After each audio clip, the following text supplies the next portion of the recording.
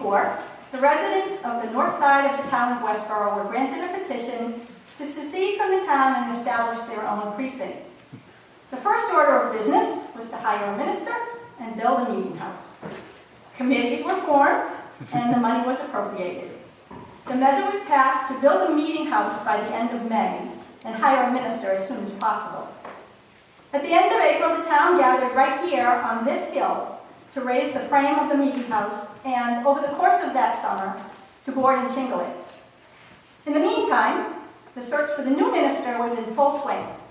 A year after the committee was formed, the town called John Martin as its first minister. Martin served the town for 21 years and was then replaced by Peter Whitney. Whitney's ministry oversaw the building of the new meeting house in 1808. And when Whitney died in 1816, after 48 years as minister, the town called Joseph Allen, who would be the last minister to be called by the town of Northborough. It was a huge leap of faith for those early North Side settlers to petition for a separate precinct. I was curious about the financial workings of the church way back at the beginning. And in fact, financial concerns were the main reason for the opposition to the secession. Now 40 families would have to pay the cost of a meeting house and a minister, something that was previously paid by 140 families. In the beginning, the minister was employed by the town, and his salary and the cost of the meeting house were part of the town budget. When the precinct's budget was approved, each person was assessed their fair share, and the money was collected. Stewardship committee? It was clearly a financial struggle for them. They were a community mostly of farmers, and even though they accomplished their goal of raising the meeting house by that first summer, it was still without a floor, a pulpit, or seating, and it had only openings in the walls for light. It was over a year later when the suggestion was brought forth to finish the floors. Voted in the negative, not enough money. How about some windows? No, not enough money. Maybe a pulpit? No, not enough money. Finally, more than 2 years after it was started, the money was finally budgeted for windows and the pulpit. It took another year before seating was added in the gallery or the loft space. Now here's something I found interesting. It was at this time that the allotment of the pew grounds was finalized. The meeting house was laid out to accommodate 20 pews, and pew grounds were granted in order of who paid the highest tax. So the highest taxpayer gets first dibs on pew grounds and on down the list. Now, mind you, this was only for the pew ground or the location. You had to build or buy your own pew. And just an interesting fact, in some churches today, the pews are still privately owned. Fortunately, we own all our own pews. So in the end, it took 10 years to finally complete the meeting house. And architecturally, it was really not much more than a barn. And their financial problems didn't end with the meeting house. In his 21 years of service, poor Reverend Martin was often forced to file letters of complaint before the town would scrounge up enough money to finally pay his salary. The history books don't tell us much about the year-to-year financial struggles of our first church members, but it was clear in the records that the need for the new building in 1808 was the result of the old building falling into irreversible disrepair.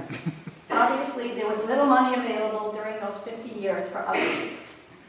When the 1808 meeting house was built, the Northborough settlement was beginning to grow and prosper.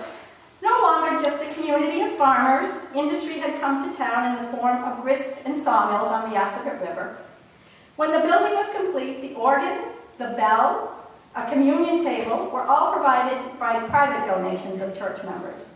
And this is the time that we also acquired several pieces of our silver, also by private donation. The split in the church in 1832 presented yet another financial crisis for our church community. A theological rift resulted in the formation of two new churches in town, the Baptist Church and the Congregational Church. Once these new churches were formed, the meeting house was now the Unitarian Church, and Reverend Allen was no longer the town minister. It was at this time that the town ended their relationship with him. This left the remaining members of the Unitarian Church responsible for the cost of maintaining the meeting house and paying the minister. Can you imagine if we suddenly lost a quarter to a third of our membership? We had another crisis in the not-so-distant past when our meeting house burned to the ground in 1945. Church members committed to restoring the meeting house to the original 1808 design. It took them 4 years, 50 church suppers, concerts, dances, plays, auctions, an ice carnival, and even a circus to finally realize their dream. They hired 2 master carpenters to work on the building, and all the rest was done by the men and women of First Parish. Let's imagine those that have sat in our pews for the last 270 years. Think about how easy it would have been for them to have just given up during any one of the hard times that fell on this congregation. But they had hopes and dreams for us, not just for themselves, but for the future. It was a real struggle in the early days, yet they kept on. When I think about the challenges of those earliest church members, it seems like mission impossible. But they kept on, because keeping on was an extension of the goodwill that had been passed to them. Because keeping on meant bringing meaning and hope and love to this beloved community that we call First Parish. And now it's our turn to carry it on, to honor the past generations and extend our goodwill forward to the next generations. I hope that in 100 years, our descendants can look back and be proud to see that we were good caretakers of our buildings, our ministry, and our community.